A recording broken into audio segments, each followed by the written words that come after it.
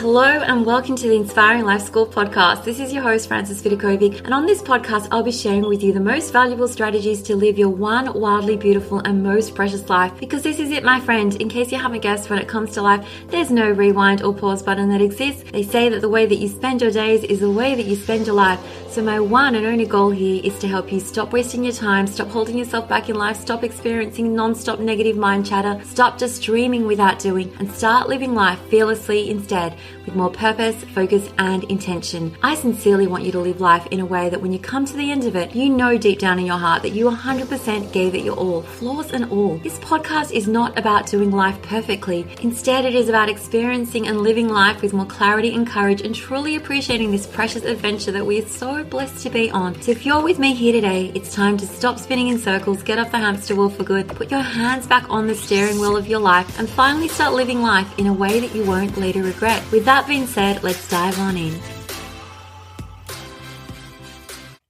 Hello, my friends. This is Vidakovic, and you are listening to the Inspiring Life School podcast. And in today's episode, we're going to be chatting about how to reduce or minimize the amount of time that your kids spend on screens, whether you consider that to be phones or their iPads. I think that they would be the main two that most people are concerned about, unless we're including the old-fashioned way where we're speaking about TV. So I want to preface this by saying that this might potentially be considered to be controversial advice. You might not love what I have to say. So take everything that I have to share with you on this episode with a grain of salt. Take what works for you and let go of everything else, my friend. So first things first, I'm coming to you as a mum of two older kids. My eldest is now 19 and my son is going to be 17 at the end of this year. And I don't know if you're like me, but I love hearing from people who are a lot older and wiser than me, and they get to share all the wealth of wisdom of what they've learned over the years and what has stuck out to them as being the best approach for particular parenting situations. Because sometimes when you're in the thick of it, it feels like, I don't know the answer. I'm like throwing spaghetti at the wall. I'm trying all those things and who knows what's working right now. Whereas for me, like looking back, I feel like I've got something to share when it comes to having this conversation about reducing screen time with my kids, because I've been through the trenches and I've come out of the other end feeling like I have a really good recipe for success when it comes to this particular topic. So I'm going to start by saying that most of the advice that I'm going to be sharing with you actually applies to kids that are past the toddler years. Okay, so it doesn't apply to babies and toddlers. And the reason for this is that I truly do believe that you can get away with not giving your baby and toddler any screen time, because they definitely don't come out of the womb begging for technology in their hands. They learn to develop a love for it, a desire for it, just purely from experience, from being given it to maybe distract them, to keep them occupied. And that's when that desire stems from, okay, through experience. It's definitely possible to bypass these years without them developing this like strong desire for screen time, like your phone or your iPad, simply by choosing not to give it to them. But if you're listening to today's episode because, you already have a baby and a toddler who loves screen time, iPad and iPhone, and you just want to minimize the amount of time that they're spending on this device, please feel free to just take on board this advice. But just know that, when I'm sharing it with you, I'm keeping in mind kids that are from preschool age and up all the way to the teen years. So the iPad was actually invented back in 2010. And I remember the first time we saw one, my kids and I saw one. We were in Europe, we were on a holiday, and there was some guy like using the iPad at a cafe. And my kids back then were 6, and I'm pretty sure Jake was still 3, hadn't yet turned 4. And we thought, that is seriously like the coolest device ever. And I just want you to keep this in the forefront of your mind while you're listening to advice that I have to offer you today, is that the reason why kids and teens love their phones is because they are seriously like so cool in so many ways. Like even me personally, I absolutely love my iPad. I love the fact that I can download whatever book I want, like in the click of a finger, and just begin reading it straight away. Like it truly is so amazing. I don't have to wait weeks anymore for like I did back when I was young, wait for the book to become available at the library. I also don't have to sit anymore like I did as a 25-year-old in front of this big clunky computer in order to, write emails. I mean, nowadays you can FaceTime other people on the other side of the world. You can pay your bills. You can do so many amazing things with your phone. And the reason that I wanted to start with just this acknowledgement is that your kids and your teens are not widows for loving their phone. Okay, like many adults in the world, they love their phone for a very good reason, because it provides them with so much stimulation and so much entertainment at the click of the finger. So with that being said,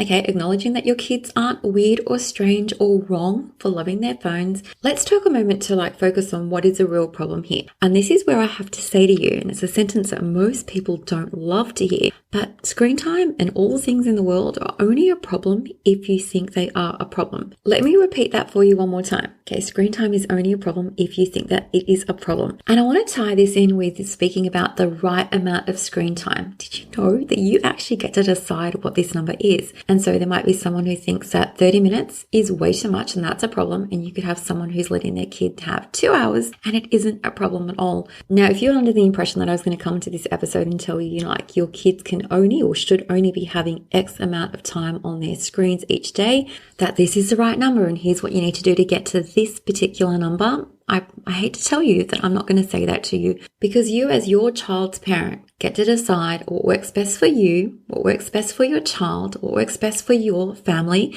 And you might find that this might vary depending on the child, but nothing is set in stone. You get to make up these rules. You get to do what feels right and best for you. Just trust your intuition, trust your inner voice. What do you think is the right amount of time that you want your kids to be spending? And if you're coming up with a number that someone else thinks it's a problem, who really cares? Okay, it doesn't matter if it's a problem for other people. It has to be a problem for you in order for you to take the time to resolve it. So if the amount of time that your kids are spending on their iPads or their devices isn't a problem, okay, you can probably stop listening to this episode right now because it genuinely isn't a problem for you. Okay, no problem. But if you feel as if this is a problem that you are trying to tackle, that you are trying to solve, then stick with me and I'm going to share with you some strategies that I have found have been really helpful when it comes to reducing the amount of time that your kids spend on their screen. So let's first have a conversation about how much time you actually want them to be on their screen, okay? The number that feels like it is a problem for you. I want you to think more about the quality of time that they're spending on their devices versus the quantity, because you might decide you actually don't care if they spend hours watching amazing documentaries that are educating and nourishing their mind, but you don't want them to spend a minute watching rubbish TikToks. You also might not mind if they're playing Minecraft with their friends virtually or doing virtual games of chess for hours on end, but you might have an issue with just playing silly games like Angry Birds. Okay, once again, you are the boss in your home. You get to decide what feels right to you and what feels like it's best for you and your family. You might choose to have days where you don't mind if they're on the devices for hours on end and days where you just don't want any time on their device at all. Once again, I want you to just understand that there is flexibility here. You get to set the rules. You get to decide what is best for you and your family. But let's just say for the purpose of this episode, you are focused on reducing and minimizing the amount of time that they spend on screens.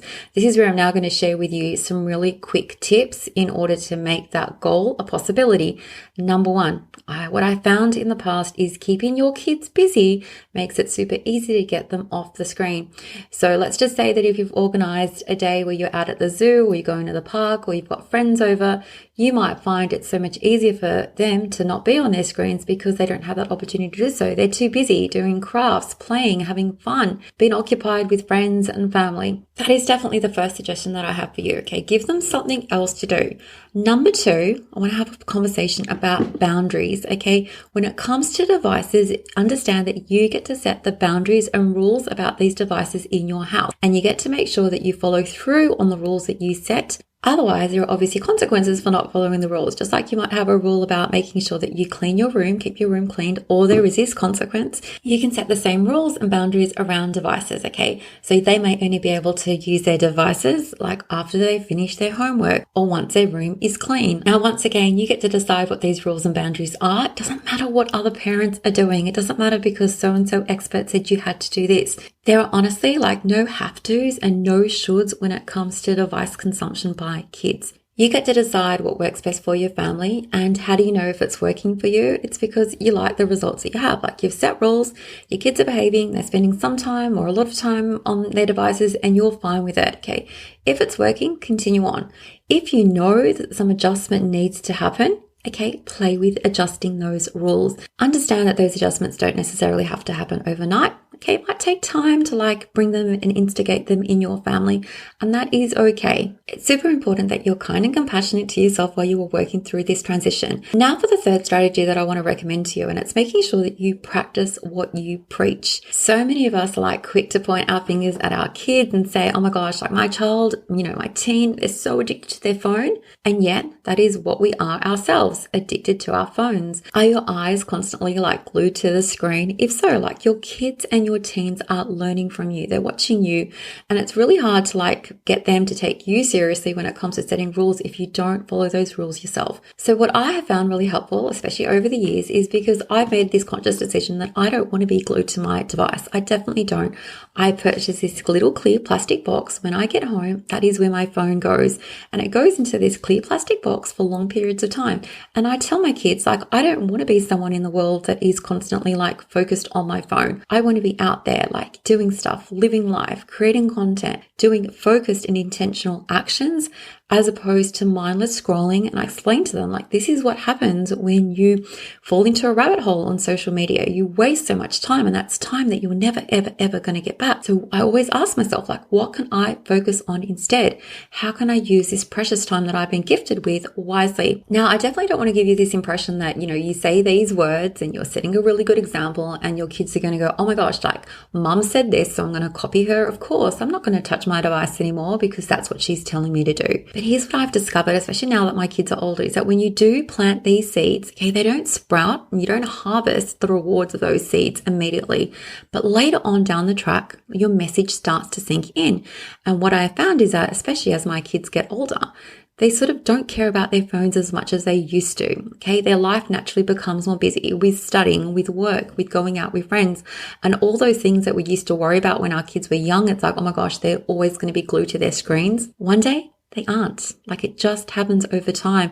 And I really wish that I didn't spend so much time when my kids were younger fretting about screen time, because all the things that I assumed would be a big, massive problem in the future, it never ended up coming to fruition. Now, I know you might think it's easy for me to come and say this to you with the benefit of hindsight, but honestly, like if you just implement these few strategies, so it really is like practicing what you preach, that is definitely number one, making sure that you have really clear rules and boundaries set about screen time, and you get to decide what works best for your family. And honestly, it doesn't matter if it's 2 hours a day, 3 hours a day, or even if it's just 15 minutes a day. Like, you get to decide this number, and you get to decide what number is a problem for you. And if it is a problem, okay, then it's time to do that keep your kids busy strategy. So when they feel tempted to go and play with their devices, say to them, how about we play a board game instead? Okay, we'll play a board game together, and then you can have your 15 minutes on the iPad. Or you might encourage them to go outside and play and ride their bikes. You might enroll them in different sports or different classes that really, spark their curiosity and help them burn off some of that extra energy. And I always recommend that books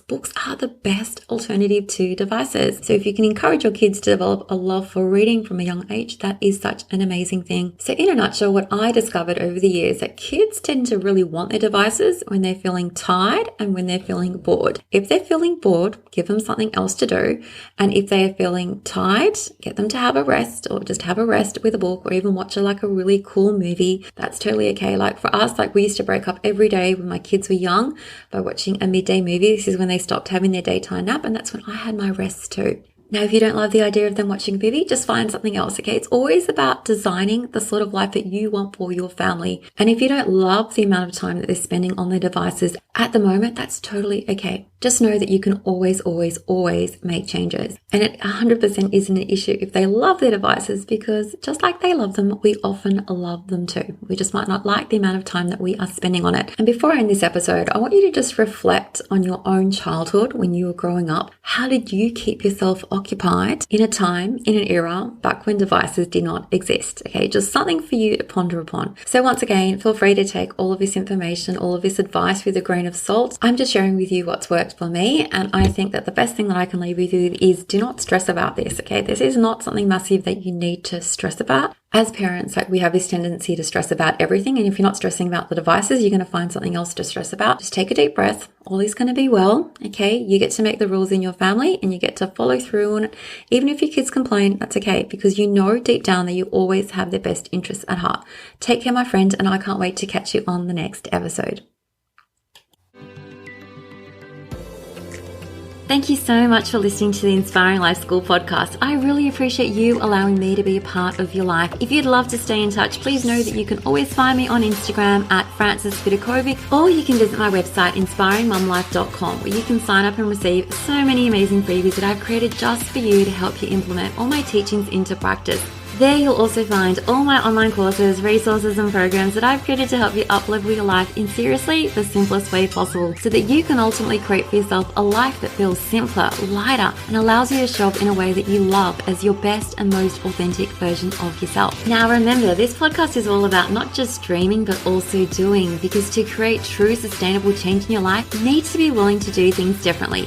And that's what I'm here to support you to do every single step along the way, so that you too can begin to live your one wild and precious life with less stress, less overwhelm, less drama, and instead with zero regrets. Finally, if this podcast resonates with you at all and you appreciate the content, I would absolutely love for you to show your support by leaving me a review on Apple Podcasts. I'm on a mission to help more people wake up to the preciousness of life and to help them live their days with more intention and purpose, and your review will help make this goal of mine possible. Well, once again, thank you so much. I have loved spending this time with you, and I look forward to connecting with you again. I'm Frances Vidakovic, and you have been listening to the Inspiring Life School podcast.